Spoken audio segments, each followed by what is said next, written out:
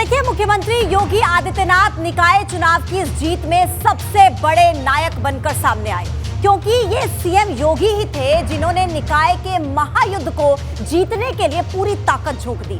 करीब 50 रैलियां की, विपक्ष बोला और सबसे बड़ी बात, भाजपा के लिए एक लक्ष्य सेट किया। ये उसी सेट किए गए लक्ष्य का नतीजा है कि आज भाजपा ने न सिर्फ निगम में बल्कि नगरपालिका और नगर पंचायत में भी जीत का परचम लहरा दिया।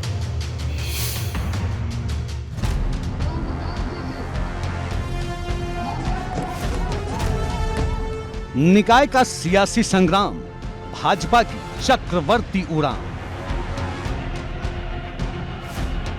हार पर सपा लाल, अखिलेश की रणनीति पर उठे सवाल।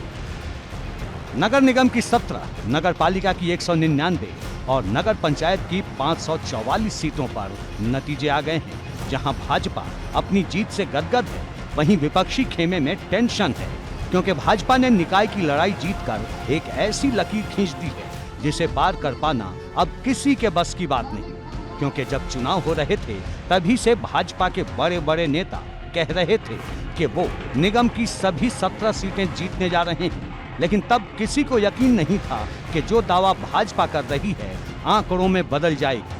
लेकिन सीएम योगी के धुआंधार प्रचार ने ऐसा चक्रव्यूह रचा कि विपक्ष के सभी नेता उसमें उलझ कर रह गए और भाजपा ने निगम के तीनों मोर्चों पर जीत का परचम लहरा दिया।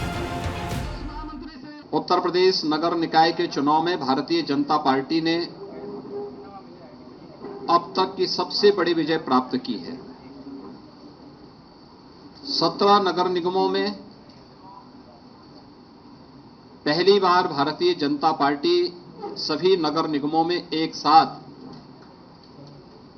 पूर्ण बहुमत के साथ विजय प्राप्त करने में सफल हुई है। निश्चित तौर से ये तो उत्तर प्रदेश की जनता जनार्दन के प्रति हम लोग बहुत हृदय से आभार प्रकट करते हैं कि उन्होंने भारतीय जनता पार्टी का जो सुशासन का कमल है, जो विकास का कमल है, जो सुरक्षा का कमल है, जो प्रदेश को, उत्तर प्रदेश को उत्तम प्रदेश बनाने का कमल है, उसको खिला करके यह बता दिया कि भारतीय जनता पार्टी ही उत्तर प्रदेश का वर्तमान और भारतीय जनता पार्टी ही उत्तर प्रदेश का भविष्य। आप 13 मई को कह रहे थे कि 13 मई सपा बसपा कांग्रेस गई, मैंने कहा था और वो हो गया, जनता ने उसको सिद्ध कर दिया। जनता का आभार, कार्यकर्ताओं का आभार, अभिनंदन। प्रदेश और राष्ट्रीय नेतृत्व को हम धन्यवाद देते हैं कि जिन्होंने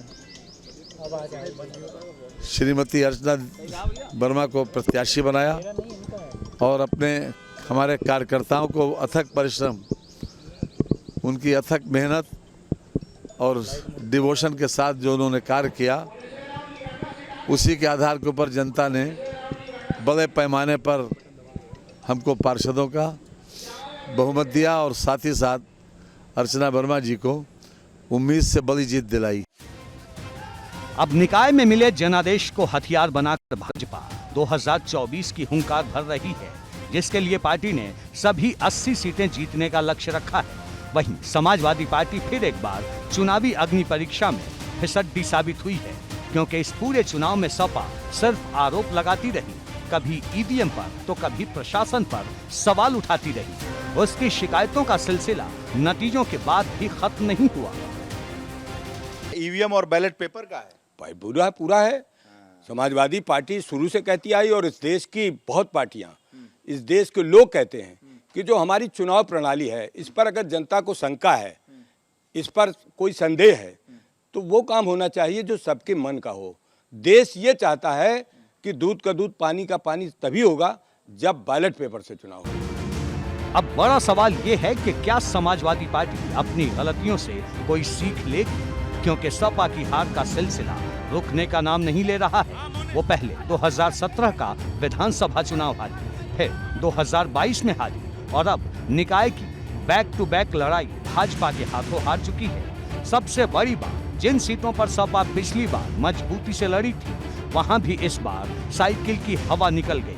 अब सवाल ये है कि अगर निकाय चुनाव में सपा का ये हाल है तो वो एक साल बाद होने वाले लोकसभा चुनाव में क्या करेगी, क्योंकि अभी तो सिर्फ सीएम योगी और उनकी टीम थी, लेकिन लोकसभा चुनाव में तो पीएम मोदी भी होंगे, अमित शाह भी होंगे। तब भाजपा से टक्कर लेना सपा के लिए और मुश्किल हो जाएगा। क्योंकि सवाल अखिलेश की रणनीति का है, उस MY समीकरण का है जो इस बार बुरी तरह धराशायी हो गया। ABP गंगा के लिए ब्यूरो रिपोर्ट।